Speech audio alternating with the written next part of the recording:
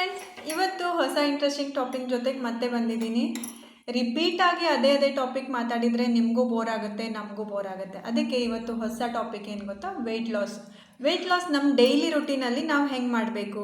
ಇವಾಗ ಕೆಲವರು ಯೋಗ ಮಾಡ್ತಾರೆ ಟೈಮ್ ಕೊಟ್ಕೊಂಡು, ಇನ್ನು ಕೆಲವರು ಎಕ್ಸಸೈಸ್ ಮಾಡ್ತಾರೆ, ವಾಕಿಂಗ್ ಮಾಡ್ತಾರೆ, ಜಾಗಿಂಗ್, ಅಥವಾ ಊಟದಲ್ಲಿ ಒಂದು ಹೊತ್ತು ಊಟ ಬಿಡೋದು, ಅಥವಾ ಊಟದಲ್ಲಿ ಅನ್ನ ಬಿಡೋದು, ಏನೋ ಒಂದು ಹಿಂಗೆ ಅವ್ರದ್ದೊಂದು ರೂಲ್ಸ್ ಇರುತ್ತೆ, ಅಥವಾ ಏನೋ ಒಂದು ಡ್ಯೂಟಿ ಹಾಕ್ಕೊಂಡಿರ್ತಾರೆ ವೆಯ್ಟ್ ಲಾಸ್ ಮಾಡಲಿಕ್ಕೆ.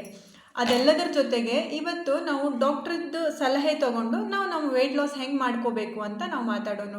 ಎಕ್ಸ್ಪೆಷಲಿ ಈ ವಿಡಿಯೋ ಲೇಡೀಸಿಗೆ. ಸೊ ಈ ವೇಟ್ ಮ್ಯಾನೇಜ್ಮೆಂಟಲ್ಲಿ ಮುಖ್ಯವಾಗಿ ಅದಕ್ಕೆ ಹೋಗೋಕ್ಕಿಂತ ಮುಂಚೆನೇ ಒಂದು ಇಂಪಾರ್ಟೆಂಟ್ ಮ್ಯಾಟ್ರನ್ನ ತಿಳ್ಕೊಳ್ಬೇಕು. ನೋಡಿ, ನಿಮ್ಮದು ತೂಕ ಕೆಲವು ಕಾರಣಗಳಿಂದ ಹೆಚ್ಚಾಗಿರ್ಬೋದು. ಕೆಲವರಿಗೆ ಥೈರಾಯ್ಡ್ ಸಮಸ್ಯೆಯಿಂದ ತೂಕ ಹೆಚ್ಚಾಗಿರ್ಬೋದು. ಇನ್ನು ಕೆಲವರಿಗೆ ಅವರು ಸ್ಟೆರಾಯ್ಡ್ಸ್ ಮಾತ್ರೆಗಳನ್ನ ತಗೊಳ್ತಾ ಇರ್ಬೋದು, ಅದಕ್ಕೋಸ್ಕರ ತೂಕ ಹೆಚ್ಚಾಗಿರ್ಬೋದು. ಇನ್ನು ಕೆಲವರು ಮಹಿಳೆಯರಲ್ಲಿ PCOD ಸಮಸ್ಯೆ ಇರ್ಬೋದು, ಅಥವಾ PCOS ಸಮಸ್ಯೆ ಇರ್ಬೋದು, ಅದಕ್ಕೋಸ್ಕರ ತೂಕ ಹೆಚ್ಚಾಗಿರ್ಬೋದು. ಸೊ ನಾ ಈಗ ಶೇರ್ ಮಾಡುವಂಥ ವಿಷಯಗಳೆಲ್ಲನೂ ಇವುಗಳ ಸಮಸ್ಯೆ ಇದ್ದವರು ಕೂಡ ಫಾಲೋ ಮಾಡ್ಬೋದು, ಅವ್ರಿಗೆ ಅನುಕೂಲ ಆಗುತ್ತೆ. ಆದರೆ ಹೆಚ್ಚಿನದು ಅನುಕೂಲ ಯಾರಿಗೆ ಆಗುತ್ತೆ ಅಂತಂದರೆ, ಅವ್ರುಗಳಿಗೆ ಈ ತೊಂದರೆಗಳು ಯಾವುದೂ ಇಲ್ಲ, ಆದರೂ ಕೂಡ ತೂಕ ಹೆಚ್ಚಾಗ್ತಾ ಇದೆ. ಸೊ ಅಂಥವರಿಗೆ ಇವುಗಳನ್ನ ಕರೆಕ್ಟಾಗಿ ಫಾಲೋ ಮಾಡ್ತಾ ಅಂತಂದರೆ ಖಂಡಿತವಾಗ್ಲೂ ತುಂಬ ಹೆಲ್ಪ್ ಆಗುತ್ತೆ. ಸೊ ಮುಂದುವರೆದ ಭಾಗದಲ್ಲಿ ತೂಕವನ್ನು ಮ್ಯಾನೇಜ್ ಮಾಡಲಿಕ್ಕೆ ನಾವು 3 ವಿಷಯಗಳನ್ನ ಕಾನ್ಸಂಟ್ರೇಟ್ ಮಾಡಬೇಕಾಗುತ್ತೆ. ಯಾವ್ದು ವಿಷಯಗಳು? 1, ಸೊ ನಿಯಮಿತವಾದಂಥ ಆಹಾರ. 2ನೇದು ನಿಯಮಿತವಾದಂಥ ದೈಹಿಕ ಪರಿಶ್ರಮ. 3ನೇದು ಇಂಪಾರ್ಟೆಂಟ್ ಯಾವುದಂದರೆ ಮಾನಸಿಕ ಒತ್ತಡವನ್ನು ಮ್ಯಾನೇಜ್ ಮಾಡುವಂಥದ್ದು. ಸೊ ಈ 3 ವಿಷಯಗಳ ಬಗ್ಗೆ ನಾವು ಕಾನ್ಸಂಟ್ರೇಟ್ ಮಾಡಿದ್ವಿ, ಈ 3 ವಿಷಯಗಳನ್ನ ನಾವು ಕರೆಕ್ಟಾಗಿ ಬ್ಯಾಲೆನ್ಸ್ ಮಾಡಿದ್ವಿ ಅಥವಾ ಹ್ಯಾಂಡಲ್ ಮಾಡಿದ್ವಿ ಅಂದರೆ ಖಂಡಿತವಾಗ್ಲೂ ನಾವು ತೂಕನ ಕಡಿಮೆ ಮಾಡ್ಕೊಳ್ಬೋದು ಮತ್ತು ತೂಕ ಹೆಚ್ಚಾಗದಿರೋದು ಕೂಡ ನೋಡ್ಕೊಳ್ಬೋದು.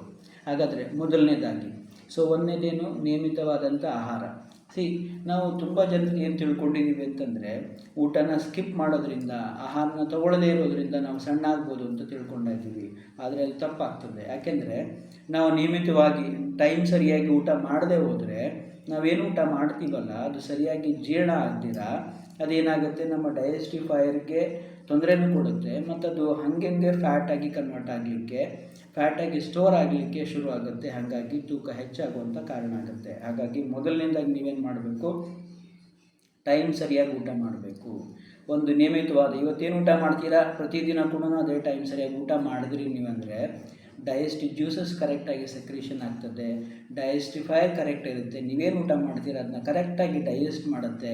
ಅದರಲ್ಲಿರುವಂಥ ನ್ಯೂಟ್ರಿಯೆಂಟ್ಸ್ ಇರ್ಬೋದು, ಏನೋ ವೈಟಮಿನ್ಸ್ ಇರ್ಬೋದು, ಅದು ನಿಮ್ಮ ದೇಹಕ್ಕೆ ಒದಗಿಸುತ್ತೆ. ಇಲ್ಲ ಅದರಲ್ಲಿ ಏನಾದರೂ ವೇಸ್ಟ್ ಪಾರ್ಟಿಕಲ್ಸ್ ಇತ್ತು ಅದು ಹೊರಗೆ ಹೋಗುತ್ತೆ. ಹಾಗಾಗಿ ನೀವು ಟೈಮ್ ಸರಿಯಾಗಿ ಮೊದಲು ಊಟ ಮಾಡಬೇಕು. ಸಾಮಾನ್ಯವಾಗಿ ಏನು ಫಾಲೋ ಮಾಡ್ಬೋದು, ಬೆಳಗ್ಗೆ 8:30ರಿಂದ 9 ಗಂಟೆ 9:30 ಅಷ್ಟೊತ್ತಿಗೆ ನಿಮ್ಮ ತಿಂಡಿ ಆಗಬೇಕು. ಮಧ್ಯಾಹ್ನ 12:30ರಿಂದ 1 ಗಂಟೆ 1:30 ಅಷ್ಟೊತ್ತಿಗೆ ನಿಮ್ಮದು ಮಧ್ಯಾಹ್ನದ ಊಟ ಆಗಬೇಕು. ಸಾಯಂಕಾಲ ಏನಾದರೂ ಬೇಕು ಅಂತ ಅನ್ನಿಸ್ತು ಅಂತಾದರೆ ನೀವೇನಾದರೂ ಫ್ರೂಟ್ಸ್ಗಳನ್ನ ತೊಗೊಳ್ಬೋದು, ಏನಾದರೂ ಸಲಾಡ್ಸ್ಗಳನ್ನ ತೊಗೊಳ್ಬೋದು, ವೆಜಿಟೇಬಲ್ ಸಲಾಡ್ಸ್ಗಳನ್ನ ತೊಗೊಳ್ಬೋದು. ರಾತ್ರಿ ನೀವು 8 ಗಂಟೆ ಅಷ್ಟೊತ್ತಿಗೆ ಊಟ ಮುಗಿಸ್ಬೇಕು. 7:30ಗೆ ಮುಗಿಸಿದ್ರಂತೂ ತುಂಬ ಉತ್ತಮ. 8 ಗಂಟೆ ಅಷ್ಟೊತ್ತಿಗೆ ಮುಗಿಸಿದ್ರೆ ಏನು ಪರವಾಗಿಲ್ಲ. ಅಲ್ಲಿಂದ 2 ಗಂಟೆ ನಂತರ ನೀವು ಮಲಗಲಿಕ್ಕೆ ಹೋಗಬೇಕು, 10 ಗಂಟೆ 10:30ಗೆ. ಹೀಗೆ ನೀವು ಕರೆಕ್ಟಾಗಿ ಟೈಮ್ ಸರಿಯಾಗಿ ಊಟ ಮಾಡ್ತಾ ಬಂದ್ರಿ ಅಂದರೆ ಅದೇ ಒಂದು ತುಂಬ ಇಂಪಾರ್ಟೆಂಟ್ ವಿಷಯ ಆಗುತ್ತೆ, ತುಂಬ ಇಂಪಾರ್ಟೆಂಟ್ ಸ್ಟೆಪ್ ಆಗುತ್ತೆ. ಸೊ ಬೆಳಗ್ಗೆ ತಿಂಡಿ, ಮಧ್ಯಾಹ್ನ ಲಂಚ್, ಮತ್ತು ಸಾಯಂಕಾಲ ಏನಾದ್ರು ಬೇಕಂತ ಅನ್ನಿಸ್ತು ಅಂದರೆ ಫ್ರೂಟ್ಸ್ ಅಥವಾ ವೆಜಿಟೇಬಲ್ಸ್ ಅಷ್ಟೇ ತೊಗೊಳ್ಳೋದು. ಅದ್ರ ಬದಲು ಬೇರೆ ಏನು ತೊಗೊಳ್ಳೋಂಗಿಲ್ಲ. ಈ ಮಂಡಕ್ಕಿ, ಮಿರ್ಚಿ ಅದು ಇದು ಏನು ತೊಗೊಳ್ಳೋಂಗಿಲ್ಲ. ರಾತ್ರಿಗೆ ಆದಷ್ಟು ಬೇಗ ಊಟ ಮಾಡುವಂಥದ್ದು. ಮೊದಲು ಈ ಟೈಮ್ನ ಕರೆಕ್ಟಾಗಿ ಫಾಲೋ ಮಾಡಿದ್ರಿ ಅಂದರೆ ಅದರಿಂದನೇ ಸಾಕಷ್ಟು ಹೆಲ್ಪ್ ಆಗ್ತದೆ. ಡೈಜೆಸ್ಟಿಫೈಯರ್ ಕರೆಕ್ಟಾಗಿ ಡೈಜೆಸ್ಟ್ ಮಾಡುತ್ತೆ, ಅದು ನಿಮಗೆ ಫ್ಯಾಟಾಗಿ ಕನ್ವರ್ಟ್ ಆಗದೇ ನೋಡ್ಕೊಳ್ತದೆ. ನಾನು ಸಾಮಾನ್ಯವಾಗಿ ನೋಡಿದ್ದೀನಿ ಸುಮಾರು ಜನ ಪೇಷಂಟ್ಸ್, ಸ್ಪೆಷಲಿ ಲೇಡೀಸ್ ಹೇಳ್ತಾರೆ, ಬಂದು ತಿಂಡಿ ಎಷ್ಟೊತ್ತಿಗೆ ಮಾಡ್ತೀರಾ 11:30 ಗಂಟೆಗೆ, ಊಟ ಎಷ್ಟೊತ್ತಿಗೆ ಮಾಡ್ತೀರಾ ಮಧ್ಯಾಹ್ನ 4 ಗಂಟೆಗೆ, ರಾತ್ರಿ ಊಟ ಏನು ಮಾಡ್ತೀರಾ ಮಾಡಿದ್ವಿ ಇಲ್ಲಂದೇ ಇಲ್ಲ 10 ಗಂಟೆ 10:30 11 ಗಂಟೆಗೆ. ಸೊ ಹೀಗೆ ಮಾಡ್ತಾ ಬಂದ್ರಿ ಅಂದರೆ ಖಂಡಿತವಾಗ್ಲೂ ನೀವು ಮಾಡ್ತಾ ಇರುವಂಥ ಊಟ ಡೈಜೆಸ್ಟ್ ಆಗೋದಿಲ್ಲ, ಅದು ಫ್ಯಾಟಾಗಿ ಕನ್ವರ್ಟ್ ಆಗುವಂಥ ಸಾಧ್ಯತೆ ಹೆಚ್ಚಿರುತ್ತೆ. ಹಾಗಾಗಿ ಮೊದಲು ನಿಯಮಿತ ಆಹಾರದಲ್ಲಿ ಮೊದಲನೇದು ಪಾಲಿಸಬೇಕಾಗಿರುವಂಥ ಗೋಲ್ಡನ್ ಸ್ಟ್ಯಾಂಡರ್ಡ್ ರೂಲ್ ಅಂತಂದರೆ ನೀವು ನಿಯಮಿತವಾಗಿ ಟೈಮ್ ಸರಿಯಾಗಿ ಊಟ ಮಾಡುವಂಥದ್ದು. ಆಯಿತು, ನೀವು ಟೈಮ್ ಸರಿಯಾಗಿ ಊಟ ಮಾಡಲಿಕ್ಕೆ ಕಲ್ತ್ರಿ, ನೆಕ್ಸ್ಟ್ ಸ್ಟೆಪ್ ಬರುತ್ತೆ ಏನು ಊಟ ಮಾಡೋದು. ನೋಡಿ, ಈ ಗೋಲ್ಡನ್ ಸ್ಟ್ಯಾಂಡರ್ಡ್ ರೂಲ್ ಈಗ ವೇಟ್ ಲಾಸಲ್ಲಿ ನಾನು ಒಂದು ಬುಕ್ ಕೂಡ ಬರಿತಾ ಇದ್ದೀನಿ ಇದ್ರ ಮೇಲೆ. ಆದಷ್ಟು ಬೇಗ ಆ ಬುಕ್ ಕೂಡ ರಿಲೀಸ್ ಮಾಡ್ತೀನಿ. ಅದರಲ್ಲಿ ಕೂಡ ನಾನು ಇದನ್ನೇ ಹೇಳಿದ್ದೀನಿ, golden standard rule to lose the weight ಅಂತಂದರೆ ನಾವು ಇಂಟೇಕ್ ಕ್ಯಾಲೋರಿನ ಕಡಿಮೆ ಮಾಡಬೇಕು, ನಮ್ಮ ವರ್ಕೌಟ್ನ ಜಾಸ್ತಿ ಮಾಡಬೇಕು. That is the golden standard rule. ಅಂದರೆ ನಾವು ಕ್ಯಾಲೋರಿ ಇಂಟೇಕ್ನ ಕಡಿಮೆ ಮಾಡಬೇಕು. ಕ್ಯಾಲೋರಿ ಅಂದರೆ ಏನು? ಕ್ಯಾಲೋರಿ ಅಂತಂದರೆ ಸಾಮಾನ್ಯವಾಗಿ ಹೇಳೋದಾದರೆ ಕೊಬ್ಬಿನಂಶ ಇರುವಂಥದ್ದು. ಸೊ ಹೆಚ್ಚು ಕೊಬ್ಬಿನಂಶ ಇರದೇ ಇರುವಂಥ ಆಹಾರ ತೊಗೊಳ್ದಿರ ನಾವು ಕಡಿಮೆ ಕೊಬ್ಬಿನಂಶ ಇರುವಂಥ ಆಹಾರಗಳನ್ನ ಅಥವಾ ತೊಗೊಳ್ತಾ ಇರುವಂಥ ಆಹಾರನೇ ನಾವೇನು ಮಾಡೋದು, ಕಡಿಮೆ ಕ್ಯಾಲೋರಿ ಇರುವಂಥದ್ದನ್ನ ತೊಗೊಳ್ಳುವಂಥದ್ದು. ಸೊ ಕಡಿಮೆ ಕ್ಯಾಲೋರಿ ಇರುವಂಥದ್ದನ್ನ ತೊಗೊಳ್ಳುವಂಗೆ ನಾವೇನು ಮಾಡೋದು ನೋಡಿ. ಬೆಳಗ್ಗೆ ಬ್ರೇಕ್ಫಾಸ್ಟ್ ಟೈಮಿಂಗ್ ಎಲ್ಲ ಹೇಳಿದೆ. ನಾನು ನಿಮಗೆ ಒಂದೆರಡು ಪ್ಲ್ಯಾನ್ಗಳನ್ನ ಕೊಡ್ತೀನಿ. ನಿಮಗೆ ಯಾವುದು ಅನುಕೂಲ ಆಗುತ್ತೋ ಅದ್ರ ಪ್ರಕಾರ ನೀವು ಫಾಲೋ ಮಾಡೋದು ಅಂತಾದರೆ ನಿಮ್ಮ ಒಂದು ವಾರದ ಡಯಟ್ನ ನೀವು ಕರೆಕ್ಟಾಗಿ ಸೆಟ್ ಮಾಡ್ಬೋದು. ಸೊ ಮೊದಲನೇದಾಗಿ ಲೋ ಕ್ಯಾಲರಿ ಫುಡ್ನ ತೊಗೊಳ್ಳುವಂಥದ್ದು. ಸೊ ಬ್ರೇಕ್ಫಾಸ್ಟ್ಗೆ ಲೋ ಕ್ಯಾಲರಿ ಫುಡ್ ಅಂತ ಆದರೆ 2 ಪ್ಲ್ಯಾನ್ಗಳಿದೆ. ನಿಮ್ಗೆ ಯಾವುದು ಅನುಕೂಲ ಆಗುತ್ತೆ ಅದು ಮಾಡಿ. ಪ್ಲ್ಯಾನ್ ಎ, ಸೊ ನೀವೇನು ಮಾಡಬೇಕು, ಬೆಳಗ್ಗೆ ತಿಂಡಿಗೆ ಮೊದಲನೇದು ಪ್ಲ್ಯಾನ್ ಎ. ಇದರಲ್ಲಿ ಏನಂತಂದರೆ ತಿಂಡಿ ಟೈಮಿಂಗ್ ಗೊತ್ತಾಯ್ತು ನಮಗೆ, ಏನು ತಿಂಡಿ ಮಾಡೋದು. ಸೊ ನೀವು ತಿಂಡಿನಲ್ಲಿ ನೀವು ನೋಡಿ, ಒಂದು ವಾರದಲ್ಲಿ 7 ದಿನಗಳಲ್ಲಿ ನೀವು ಒಂದು 4-5 ದಿನನಾದ್ರೂ ಬೆಳಗ್ಗೆ ತಿಂಡಿನ ನೀವು ಒಂದಿನ ಫ್ರೂಟ್ಸ್ ತೊಗೊಳ್ಳೋದು, ನಿಮಗೇನು ಇಷ್ಟ ಫ್ರೂಟ್ಸ್ಗಳನ್ನ ತೊಗೊಳ್ಳೋದು. ಆದರೆ ಒಂದು ಸ್ವಲ್ಪ ಬಾಳೆಹಣ್ಣನ್ನು ಕಡಿಮೆ ಮಾಡಿ ಮಿಕ್ಕಿದೆಲ್ಲ ಹಣ್ಣುಗಳು ನಿಮ್ಗೆ ಯಾವ್ದು ಇಷ್ಟನೋ ಆ ಫ್ರೂಟ್ಸ್ಗಳನ್ನ ತೊಗೊಳ್ಳೋದು. ಯಥೇಚ್ಛವಾಗಿ ತೊಗೊಳ್ಬೋದು, ಪರವಾಗಿಲ್ಲ. ಅಂದರೆ ನಾವೀಗ 100% ಸ್ಟಮಕ್ ಕೆಪಾಸಿಟಿ ಅಂತಂದರೆ ಒಂದು 75% ಕೆಪಾಸಿಟಿ ಅಷ್ಟು ತೊಗೊಳ್ಳೋದು.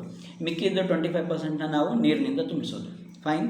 ಸೊ ಒಂದಿನ ನೀವು ಫ್ರೂಟ್ಸ್ ತೊಗೊಳ್ತೀರಾ, 2ನೇ ದಿನ ಏನು ಮಾಡ್ತೀರಾ, ವೆಜಿಟೇಬಲ್ ಸಲಾಡ್ಸ್ನ, ಒಂದು 4-5 ವೆಜಿಟೇಬಲ್ಸ್ನ, ಒಂದು ಕ್ಯಾರೆಟ್ ಇರ್ಬೋದು, ಇನ್ನೊಂದು ಕುಕುಂಬರ್ ಇರ್ಬೋದು, ಇನ್ನೊಂದು ಸ್ಪ್ರೌಟೆಡ್ ಗ್ರೇನ್ಸ್ ಇರ್ಬೋದು, ಇವುಗಳನ್ನ ಮಿಕ್ಸ್ ಮಾಡಿ ಒಂದು ವೆಜಿಟೇಬಲ್ ಸಲಾಡ್ ಮಾಡ್ತೀರಾ. ಅದನ್ನೊಂದು ಸ್ವಲ್ಪ ಸ್ಟೀಮ್ ಮಾಡ್ತೀರಾ, ಕುದಿಸ್ತೀರಾ, ಅದಕ್ಕೆ ರುಚಿಗೆ ತಕ್ಕಷ್ಟು ಉಪ್ಪು ಖಾರ ಹಾಕ್ತೀರಾ, ಇಲ್ಲ ಪೆಪ್ಪರ್ ಪೌಡ್ರ್ ಹಾಕ್ತೀರಾ, ಅದನ್ನು ತೊಗೊಳ್ತೀರಾ. ಸೊ ಅದು ನಿಮ್ಮದು ಬ್ರೇಕ್ಫಾಸ್ಟ್ ಆಗುತ್ತೆ. 3ನೇ ದಿನ ಏನು ಮಾಡ್ತೀರಾ, 3ನೇ ದಿನ ಓನ್ಲಿ ಸ್ಪ್ರೌಟೆಡ್ ಗ್ರೇನ್ಸ್ ತೊಗೊಳ್ತೀರಾ, ಅದನ್ನು ಏನು ಮಾಡ್ತೀರಾ, ಒಂದು ಸ್ಟೀಮ್ ಮಾಡ್ತೀರಾ, ಕುದಿಸ್ತೀರಾ, ಅದಕ್ಕೆ ರುಚಿಗೆ ತಕ್ಕಷ್ಟು ಪೆಪ್ಪರ್ ಪೌಡ್ರು, ಮಸಾಲೆ ಇದೆಲ್ಲ ಹಾಕ್ಕೊಂಡು ಅದನ್ನು ತೊಗೊಳ್ತೀರಾ. ಇನ್ನೊಂದು ದಿನ ಏನು ಮಾಡ್ತೀರಾ, ಓಟ್ಸ್ ತೊಗೊಳ್ತೀರಾ. ಇನ್ನೊಂದು ದಿನ ಏನು ಮಾಡ್ತೀರಾ, ಏನಾದರೂ ವೆಜಿಟೇಬಲ್ ಸೂಪ್ ತೊಗೊಳ್ತೀರಾ. ಸೊ 4-5 ದಿನ ಆಗೋಯಿತು. ಇನ್ನು ನೀವು ಒಂದು 2 ದಿನ ಏನು ಮಾಡಿ ನಿಮಗೆ ಇಷ್ಟವಾದಂಥ ತಿಂಡಿಗಳನ್ನ ತೊಗೊಳ್ಬೋದು. ಅದರಲ್ಲೂ ಕೂಡ ನಮ್ಮ ಕಳೆದೊಂದು ವೀಡಿಯೋದಲ್ಲಿ ಹೇಳಿದ್ವಿ, ಉಪ್ಮಾ ಸ್ವಲ್ಪ ಲೋ ಕ್ಯಾಲರಿ ಫುಡ್ ಆಗುತ್ತೆ, ಲೋ ಕ್ಯಾಲರಿ ಇದ್ದರೂ ಕೂಡ ನರಿಷ್ಮೆಂಟ್ ಕೊಡುತ್ತೆ ಅಂತ ಹೇಳಿದ್ವಿ. ಹಾಗಾಗಿ ನೀವು ಉಪ್ಮಾನ ತೊಗೊಳ್ಬೋದು.